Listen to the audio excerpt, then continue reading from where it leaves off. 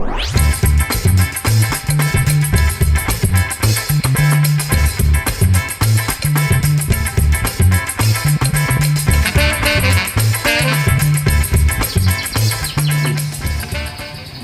ajib banget, semuanya original dan harganya itu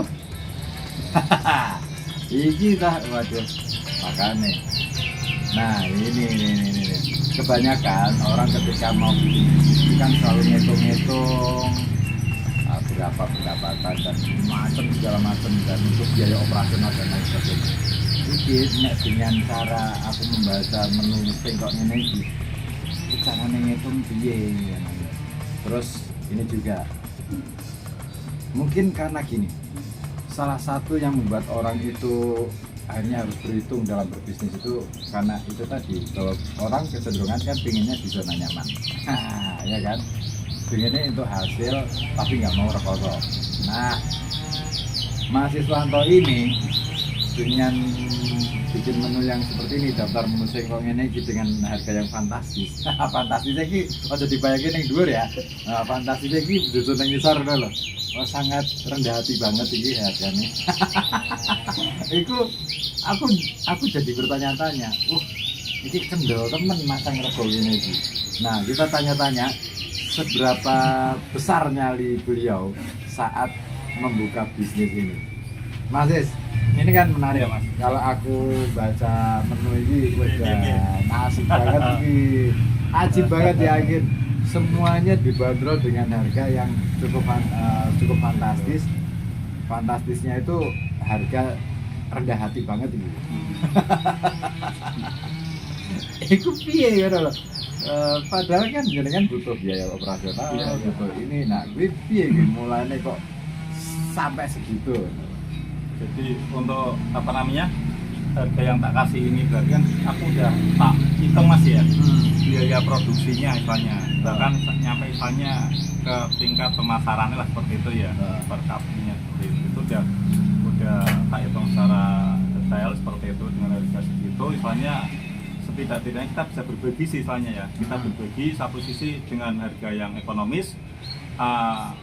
Pelanggan itu misalnya dia bisa merasakan kopi yang terbaik misalnya, kopi yang sesuai dengan apa namanya, bagi saya itu karakter saya seperti itu ya, istilahnya seperti itu. Nah, gitu. Nanti kemudian kita pun juga saya menyadari, saya kan apa namanya, banyak orang terlibat di situ Mas, tidak saya aja. Ada petani yang nanam, ada prosesor yang proses, ada yang roastery yang roasting seperti itu kan, seperti itu. Nah, itu kan melibatkan banyak orang. Misalnya aku pengen semuanya itu bisa sinergi Mas dari situ. Kita berbagi-bagi misalnya. Intinya kalau kita di bawah kita kok saya sebagai dihilir kok saya tekan terlalu besar seperti itu. Akhirnya apa? Orang untuk ngopi yang dengan grade yang bagus dia mikir-mikir Mas seperti itu. Kalau kita berpikir dengan keuntungan misalnya, akhirnya kita ada secara berapa menjual dengan logika yang tidak masuk seperti itu, sehingga ada dengan harga yang mahal tapi grade-nya yang nggak bagus seperti itu. Nah, aku pengen misalnya ya kita berbagi semuanya lah, dari petani, dari prosesornya, dari roasterinya, dari saya sebagai bakul kopinya, misalnya nanti juga pembeli, misalnya mereka juga misalnya bisa mengapresiasi, bisa menghargai jeripaya daripada semua yang terlibat di situ Mas, seperti itu. Maka misalnya dari situ aku mendapatkan seni lah seperti itu. Kenapa kok aku begitu menikmati kopi ya? Banyak melibatkan menikmati hidup banget ya, berarti jadikan ya. Iya, bagi-bagi kafe lah seperti itu. Aku soalnya gini nonton ngene iki, waduh. Merem-merem ya. Masa iki aku mikirin ngene, orang wedi nek rugi ngono iki. Enggak masalah, insyaallah enggak seperti itu.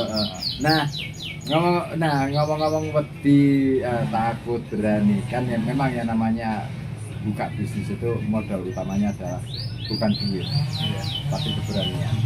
Betul. Nah, jenengan itu kan termasuk orang yang punya keberanian menerjang hukum alam di lingkungan jenengan. Sementara orang-orang di lingkungan jenengan kan rata-rata kerja sebagai buruh, ya paling buruh konveksi dan lain sebagainya itu. Jenengan kok malah buka kopi, padahal kan memang apa ini buruh konveksi ya arep nunggu kopi ini. Nah, makanya Mas aku sendiri di hilir ya, saya menyadari tadi kan kopi itu prosesnya panjang seperti itu, banyak melibatkan banyak pihak lah seperti itu. Nah dari situ istilahnya saya sebagai orang hilir, sebagai bakul kopi lah istilahnya, itu kan saya harus menentukan segmen pasarnya siapa sih. Nah itu harus jelas itu.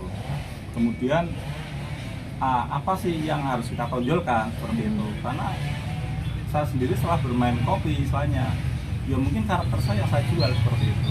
Nah karakter saya seperti apa?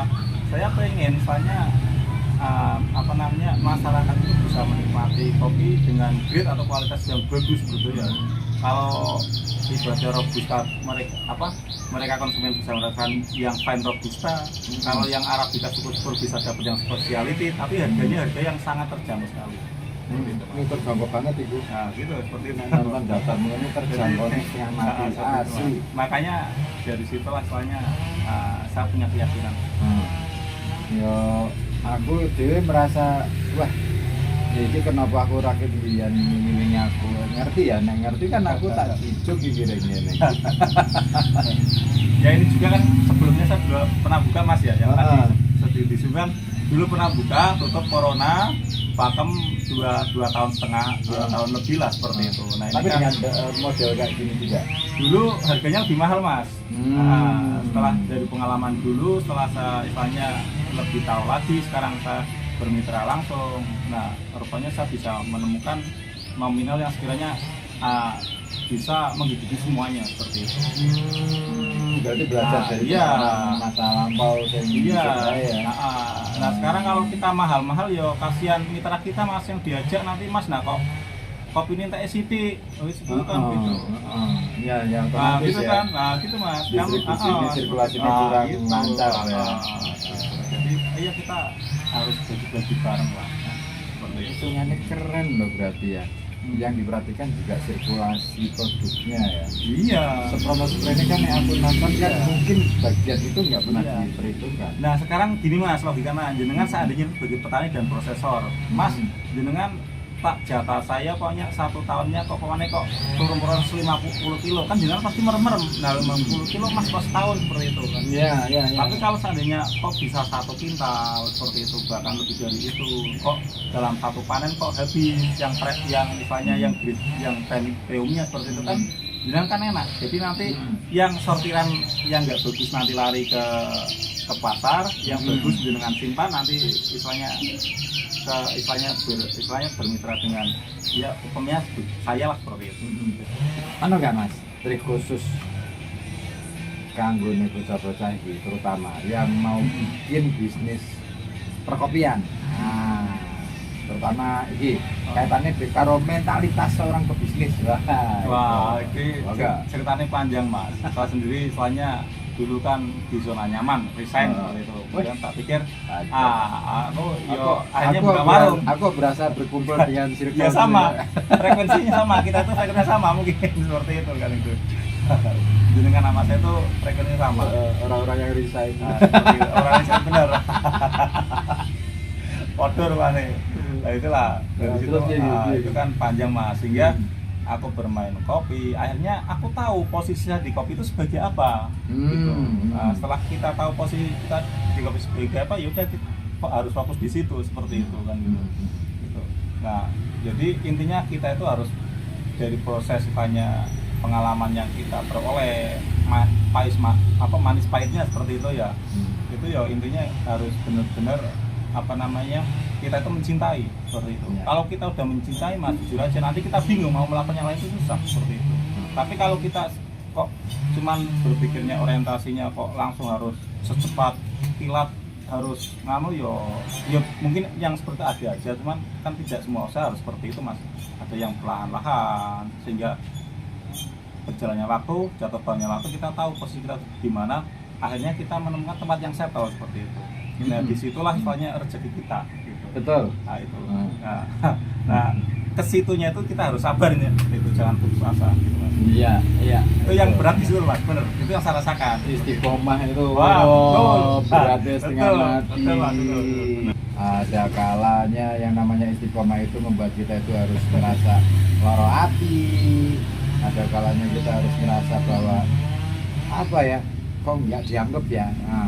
Tapi itulah ketika kita berada di tengah-tengah masyarakat seperti ini, ya mau nggak mau kita harus jelas posisi kita di mana, harus jejak, dan orang akhirnya tahu, oh iya posisimu di situ. Lakukan saja posisimu, nikmati prosesnya, hasil nanti biarkan yang menuai hasil adalah, yang memanen hasil itu adalah anak cucu kita nanti kelak, gitu. Oke, itulah obrolan sepintas bersama Mas Iswanto untuk obrolan-obrolan ngopinya di warung kopi Kanari miliknya Mas Iswanto. Di sini nih di Gedung Batangnya, Bu. Wah, makanya datang ke sini. Ora teko awas loh. Iya, ini kopi ini asik loh.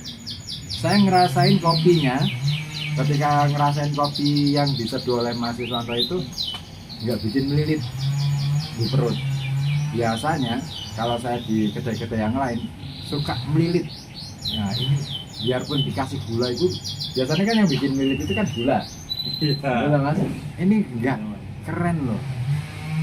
Jadi aku biasanya ngombe kopi isu-isu ngene iki langsung wes sing pingin ning kamar mandi. Jadi ora top.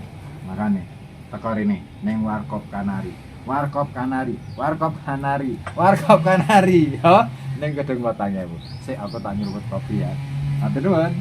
Salam kopi.